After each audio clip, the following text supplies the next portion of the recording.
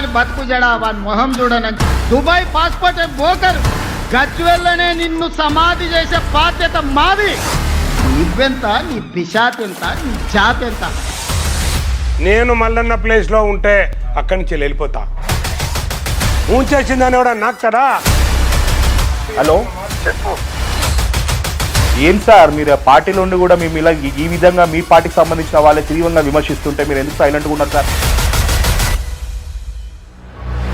So very clear. So పొమ్మనకుండా పొగ పెట్టేస్తున్నారు అన్నట్టు మల్లారెడ్డి గారికి.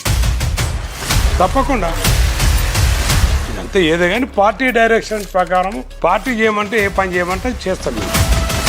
ప్రతిసారి కలిసినప్పుడల్లా మీరు అనుమానిస్తారంట కదా అన్న. నీకు చెప్పిండా? చెప్పిండు.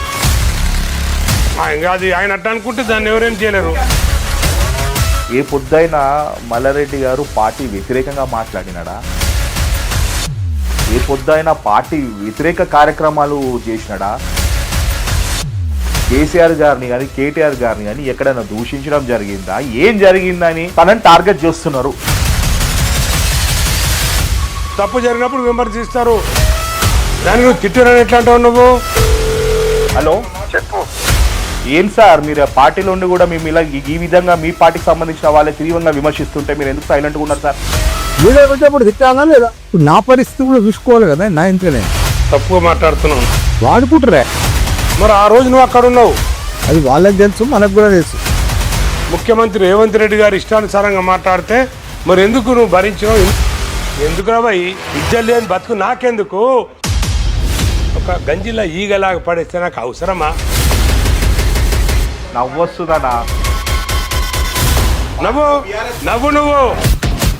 మేము కూడా చిప్పలు అడిగినా అన్నారు కదన్నా. ఇల్లు ఏందన్న ఇంత లావిష్గా ఉండేపోయిందన్న? మీరు బార్ల మందు ఒకటే అమ్మిరా, సారా కూడా అమ్మేసిరా? తప్ప అది గ్రేట్గా ఫీల్ అయితే నాలంటోండి. So I'm not asking about plate కడుగు. నీ జాతి ఏందో నాకు తెలియదు అన్నా. అన్నా మాటలు మాటలు మాటలు. నన్ను అజ్జేకు గరం చేయకు.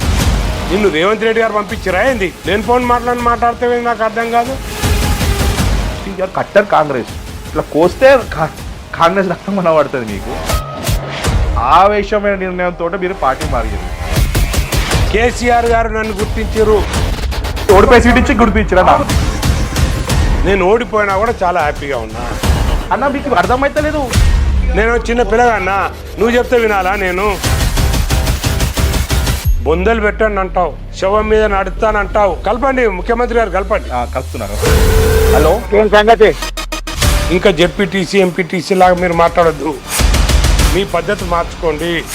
ఆడికొచ్చి ఇంట్లోకి వాడిని నిన్ను అందరిని బట్టలు తీసుకొట్టిస్తా. వాడు మొట్ట కూర్చేది ఉంటే వాడి కాన్ఫిడెన్స్ కూడా మనం ఆయన. నేను ఏదైతే ఏం చేసాడు కేసీఆర్ అన్నప్పుడు, నీకు తెలంగాణ వచ్చేదాకా కొన్ని ఊర్లలో కరెంటు లేదు, తాగుతందుకు నీళ్లు లేవు, పంట పండే దిశనే లేదు, పండితే కొనుటోడే లేడు. ఒక గురుకుల పాఠశాలలు 10-15 ఉండే, 20-100 ఉండే. కేసీఆర్ వచ్చినాకనే, తెలంగాణ వచ్చినాకనే 1000 గురుకుల పాఠశాలలు పెట్టాడు. 5-6 లక్షల మందిని రూపాయి లేకుండా KG to PG తయారు చేసేట్టు ఇంగ్లీష్ మీడియం తోటి. అట్లా ప్రతి గ్రామాన్ని 12,769 గ్రామాలు ఉంటే ప్రతి గ్రామానికి గ్రేవ్ యార్డు, డంపింగ్ యార్డు, క్రీడా మైదానం, తాగునీరు, సాగునీరు, 24 గంటల కరెంటు తీసుకొచ్చిన ఘనత కేసీఆర్ది. నువ్వు జై కేసీఆర్ జై కేసీఆర్ అంటే మజాక్ అనుకుంటావా?